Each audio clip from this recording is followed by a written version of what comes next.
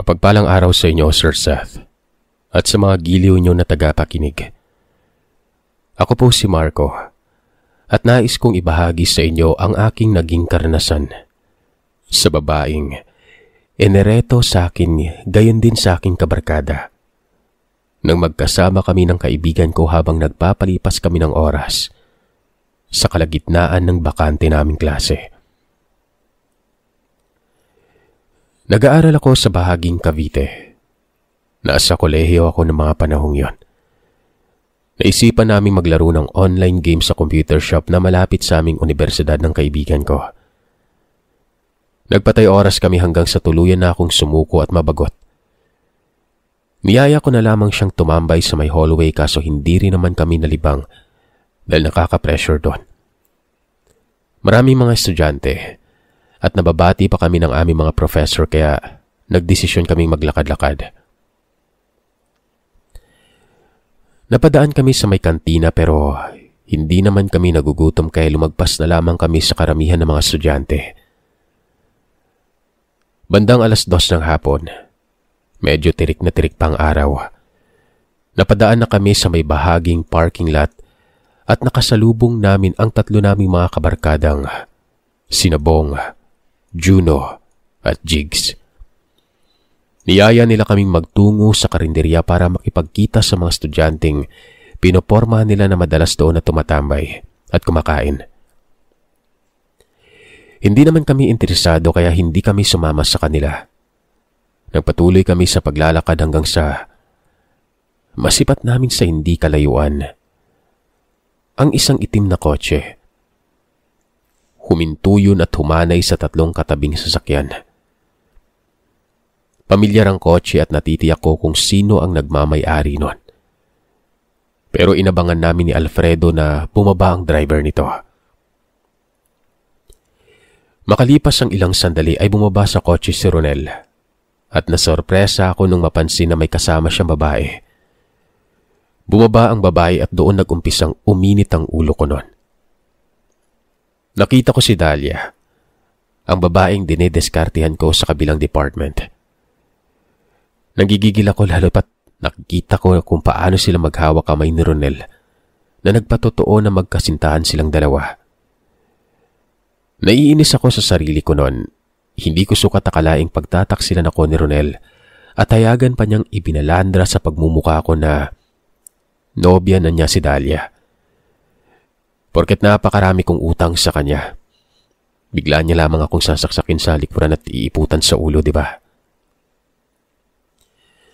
Siyang unang nagreto sa akin kay Dahlia. At wala akong kaalam-alam na habang nahuhulog ang kalooban ko at naaakit sa kagandahan nito, ay siya namang parang piratang bantay sa lakay na pailalim kong lumaban. Ano nga bang kalaban-laban ko sa kanya? Anak mayaman si Ronel. Dagdag pa na galing sa kilala at maimpluwensyang pamilya. Gwapo, matangkad, tipikal na katangian na hinahanap ng mga babae sa kanya. Gusto ko na sana silang sugurin at sapakin sa mukha si Ronel pero pinigilan ako ni Alfredo at pinaalalahanan na pairalin ko ang pagiging mabuting kaibigan. Kaya sa patulan ko pa ang ginawang panuloko sa akin ni Ronel. Mabuti na lamang at nakapagpigil ako. Kung hindi, baka nagdilim na ang paningin at nawasak ko ng pagmumukha niya. May ilang hakbang ang layo nila sa amin at maswerte naman na hindi nila nakita ang aming presensya. Kaso sinubukan naming magtago sa maraming nakapaligid na punong kahoy sa gawing parking lot. Dahil bigla na lamang silang luminga-linga sa paligid na para bang may pinagtataguan nun. Matagal sila bago nakampante at saka bumalik sa loob ng kotse.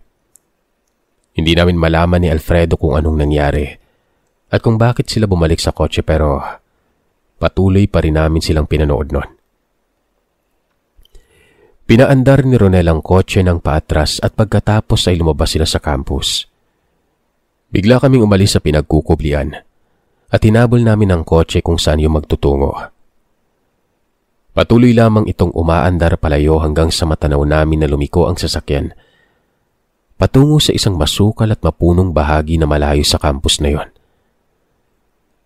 Maraming bagay ang gumugulo sa isip ko.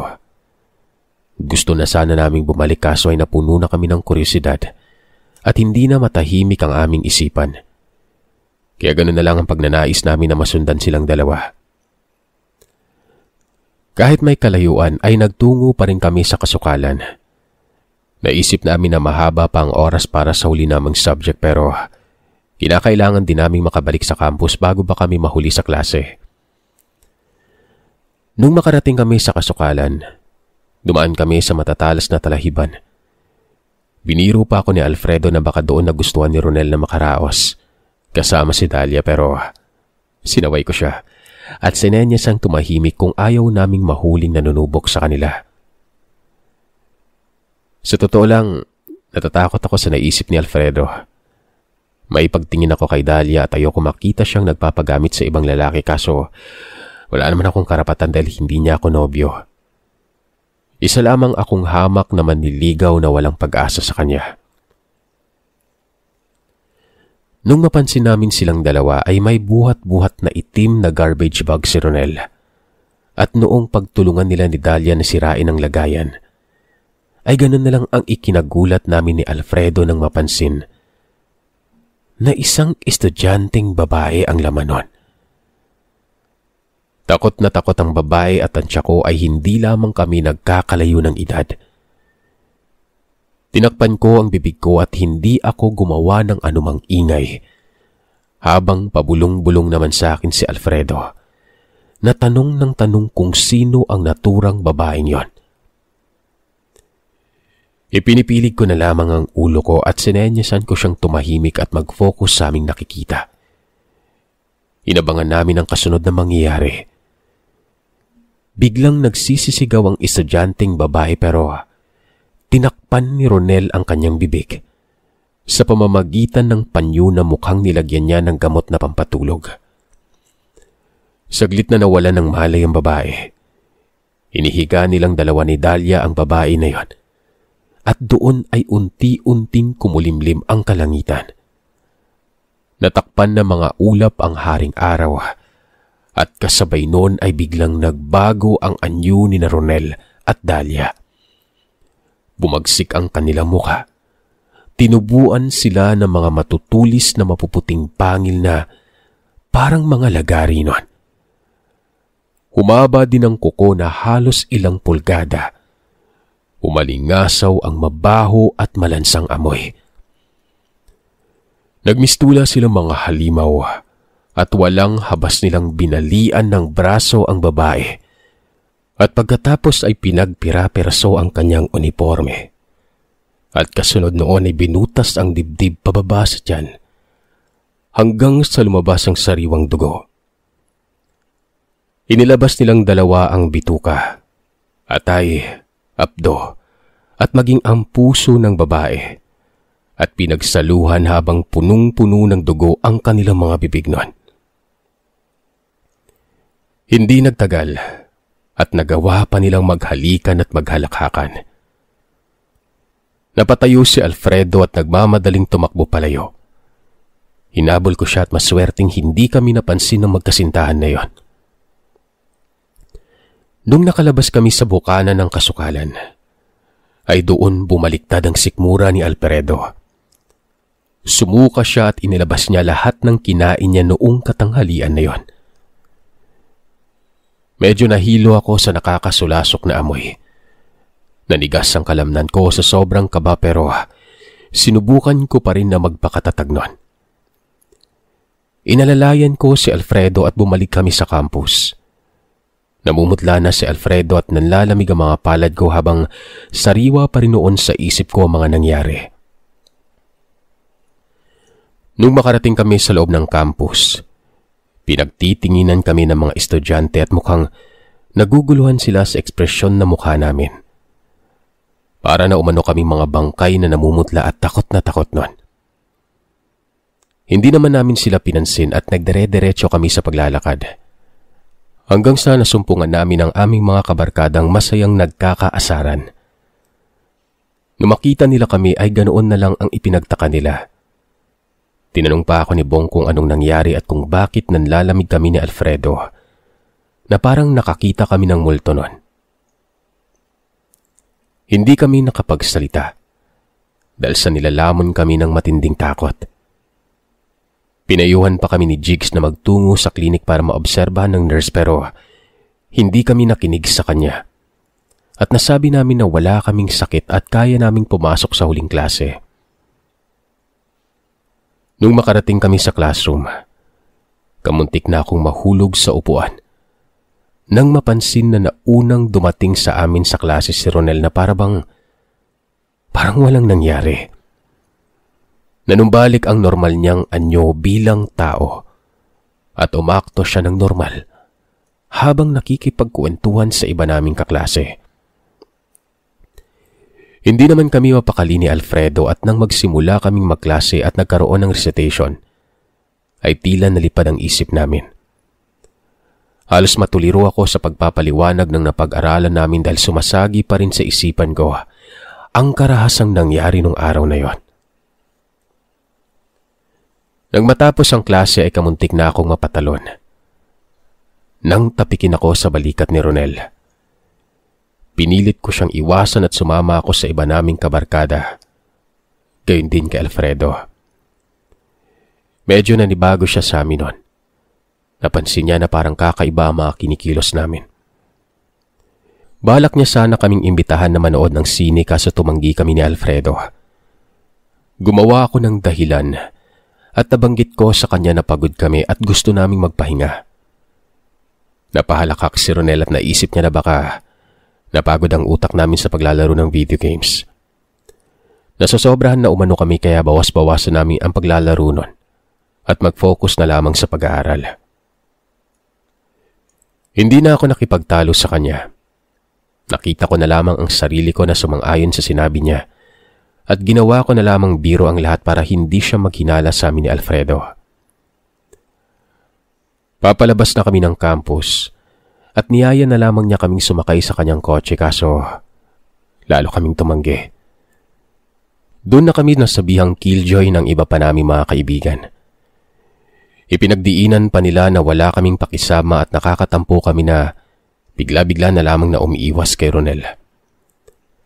Mabuti na lang at naawat kami ni Jigs at siya na ang sumama sa amin ni Alfredo na makisabay pag-uwi. Samantalang sina Bong at Juno naman ay kusang sumama kay Ronel. Gusto ko sana silang pigilan na sumama dito dahil malakas ang hinala ko na may masamang mangyari pero pinigilan ko ang sarili ko. Katapos-tapusan ay hinayaan na namin silang umalis nun. Nag-abang na kaming tatlo ng masasakyan at doon lamang napanatag ang loob ko. Kaso nung makasakay kami sa loob at nag-umpisang umandar ang sasakyan ay narinig ko ang bulungan ng ilang estudyante na hindi umano ay may nakitang gutay-gutay na bangkay ng tao sa hindi kalayuang bahagi pagkalabas ng campus. Pinaniniwalaan ng mga otoridad na posibleng kagagawan yon ng mga adik kaya naman pinag-iingat ang mga karamihan sa mga estudyante na tumambay lalo na kung gabi. Pinangibabawan ako ng matinding kilabot at maraming beses kaming nagkakatinginan ni Alfredo. Gusto ko na sanang isiwalat ang nalalaman ko pero pinili ko na lamang na tumahimik dahil alam ko na pagtatawanan lamang ako ng mga estudyante at iisiping nasisiraan ako ng ulo nun. Dumungaw na lamang ako sa bintana at pilit na inalis sa isip ko ang masasamang naganap sa buong maghapon. Nang makarating ako sa loob ng aming bahay, wala akong masyadong imik pero pinilit ko na kausapin ang mga magulang ko at tumugon sa mga katanungan nila sa akin ukol sa nangyari sa akin sa campus na yon. Napakarami nilang tanong at parang walang katapusan. Tinalo pa nila mga pulis kung mag-imbestiga. Mabuti na lang at nakahalata si nanay na medyo wala na akong gana at inaantok na ako. Kaya naman hinayaan niya na lamang akong magtungo sa aking silid tulugan. Nung makahiga ako ay hindi ko pa rin magawang ipikit ang mga mata ko kahit na bumabagsak na mga talukap ko nun. Pakiramdam ko kapag natulog ako makikita ko sa aking panaginip ang figura ni Ronel at Dahlia na kapwa-aswang. Nagsisisi ako na sa dinami-dami ng madideskartehang babae ay si Dahlia pa na isang halimaw na kumakain sa laman loob ng tao. Hindi ko rin alam kung sino sa kanila ang nakapanghawa nun. Bilang aswang at kung nalalaman ba ng pamilya nila na mga kapwa sila aswang. Matagal akong nakatingala nang mag-ring ang telepono sa may lamesa. Napukaw ang atensyon ko at dali-dali kong iniangat ang teleponong yon. Hindi kagad nagsalita ang boses sa kabilang linya at biglang umakyat ang kilabot sa tuktok ko. Ibababa ko na sana ang telepono nang magsalita ang tinig ng isang lalaki. Si Ivan, kapatid ni Bong. Tinatanong niya ako kung kasama ko si Bong dahil hindi pa ito umuwi sa kanilang bahay at hindi niya matawagan ng cellphone nito. Nabanggit ko naman sa kanya na nakauwi na ako sa bahay at malamang si Ronel at Junie ang kasama niya, pero ganoon na lang ang ikinagulat ko nang malaman na nakauwi na si Ronel batay sa salaysay ni Ivan. Wala na akong idea kung saan man siya nagpunta, pero malakas ang kutob ko na may kinalaman si Ronel sa pagkawala ni Bong. Hindi na ako mapalagay ng mga gabing yon. Inabot na ako ng madaling araw bago pa ako nakatulog. Kaso, nung sumapit ang kinabukasan ay inaapoy ako ng lagnat at hindi ako nakapasok sa campus na yon.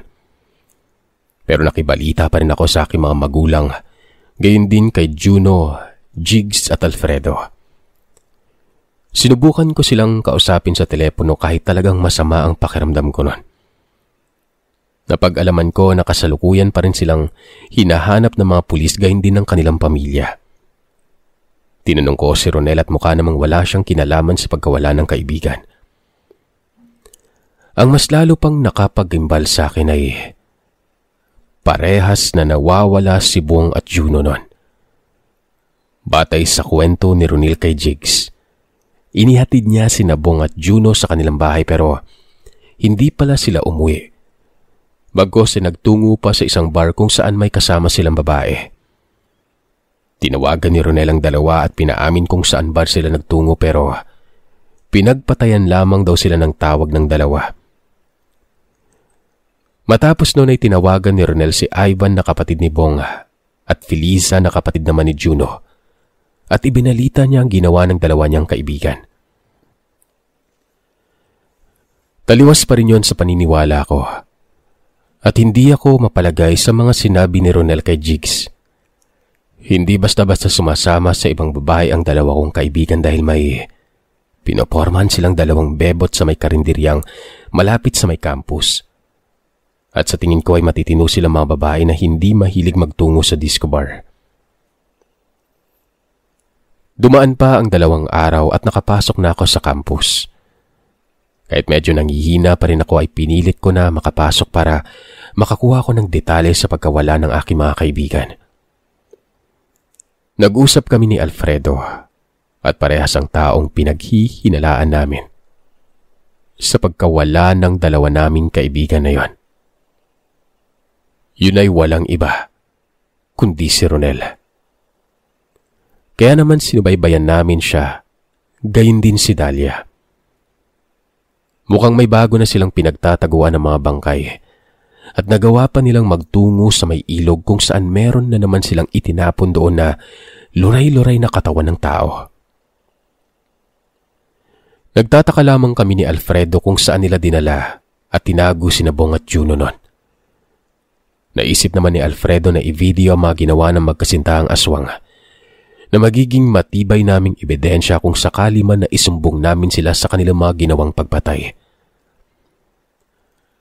Akala namin ay doon na sila huling pupunta, pero dumaan pa sila sa isang lote kung saan may isang sira at lumang gusali. Sinundan namin sila sa lugar na yon pero hindi sila nagtagal at umalis din kaagad na nagmamadali at tila natatakot na mahuli ng sinumang tao doon. Lumakas ang paghihinala namin na doon nila marahil itinago sina Bong at Juno. Naglakas loob kaming magtapat ng katotohanan sa pamilya ni Bong. Dahil natatandaan namin ni Alfredo na dating albularyo ang lolo niya at naniniwala din siya sa mga aswang, kaya nagkaroon kami ng pag-asa na paniwalaan kami ng kanyang buong pamilya. Pagkarating namin sa kanilang bahay, ay walang takot naming ipinagtapat ni Alfredo ang nakita naming pagpatay ng magkasintahan sa isang estudyante sa labas ng campus. Gayon din sa itinapon nilang bangkay sa may ilog. Pinakita pa ni Alfredo ang video sa mga magulang ni Bong at doon namin nakita na naniniwala sila sa aming mga sinabi. Kaso, sinabihan nila kami na huwag nang makialam at sila na ang bahalang lumutas ng problemang yon. Bagamat kinabahan kami sa anumang gawin nila, ay hinayaan na lamang namin silang kumilos. Naghintay kami ni Alfredo ng halos ilang araw at napansin namin na hindi na pumapasok sa campus si Ronel. Madalang na rin naming makita si Dalia. Walang nakaalam sa mga kaklase namin at maging si Jigs ay wala ring nalalaman kung anong nangyari kay Ronel. Kinontak niya ito pero hindi ito sumasagot. At sa tuwing bibisita siya sa bahay nito ay wala siyang inaabutang pamilya.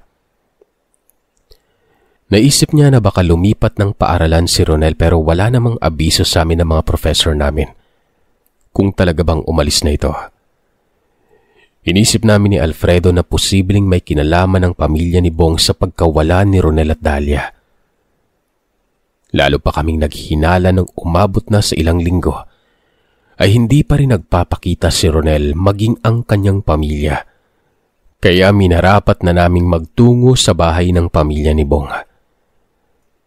Inabutan namin noong nag-iimpake ng mga dala ang mga magulang ni Bong. Inalam namin kung saan sila pupunta.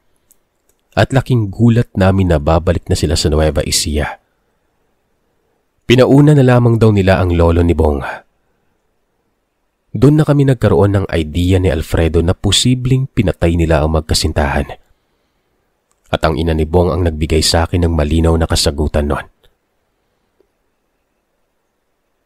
Ayon sa kanya, pinunta nila ang sira at lumang gusali sa isang lote na may ilang kilometro ang layo sa bayan.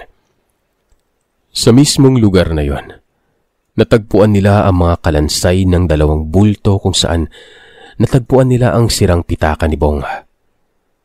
Inilibing nila ang 2 bangkay. Naganda si Lolo Tiburcio na gumawa ng mga sandata at orasyon para malaman kung sino ang tunay na pumatay kay Bong. At lumabas sa pinausukan niyang tawas ang figura ng 2 magkasintahan na yon. Hindi na nagawa ng pamilya na magsuplong sa mga pulis. Bagkos ay inilagay nila sa kanilang mga kamay ang batas. Si Lolo Tiburcio mismo ang lihim na nag-abang at sumunod sa kuta ng 2 kung saan sila pumapatay ng mga tao. Doon mismo niya pinagputol-putol ang mga katawan ng mga ito pagkatapos sunugin. Kasabay nun ay tinambangan nila ang pamilya ni Ronel na napagtanto niyang mga aswang din. Nakipagsagupaan siya at nagawa din niyang sunugin ang mga bangkay nito sa kanilang malawak na likod bahay. Nagkatinginan kami ni na Alfredo at halos hindi kami makapagsalita sa nangyari pero malinaw na sa amin na ang lolo ni Bong ang salarin sa pagpatay sa mga aswang na yon. At hindi siya nag-iwan ng anumang bakas para malaman na siya ang salarin sa pagpatay. Matapos naming malaman ang buong katotohanan ay nagawa na naming umuwi sa bahay. Hindi namin malaman kung matutuwa kami na napatay na ang magkasintahang aswang at naipaghiganti na ang pagkamatay ng aming mga kaibigan dahil kinakabahan pa rin kami sa kahahantungan ng kapalaran ng buhay ng lolo ni Bong. At kahit pa magtago sila ng kanyang pamilya, ay tiyak na tutugisin sila ng mga natitirang kamag-anak ni Dalia at Ronel. Sa likod naman ng natapos na patayan, nagkaroon ng kapayapaan ang aming campus. Nabawasan ng krimen at natatagpo ang bangkay sa iba't ibang sulok malayo sa campus na yon. Nakapagtapos kami ng pag-aaral ni na Alfredo at Jigs at kahit kailan ay hindi namin isiniwalat ang katotohanan sa ibang tao. Matagal naming pinagsisihan ng aming mga naging kasalanan at pinatahimik na rin kami ng aming mga konsensya. Pero baon pa rin namin ang nakakapangilabot na alaala na minsan kaming nakaengkwentro ng mga aswang sa aming paaralan.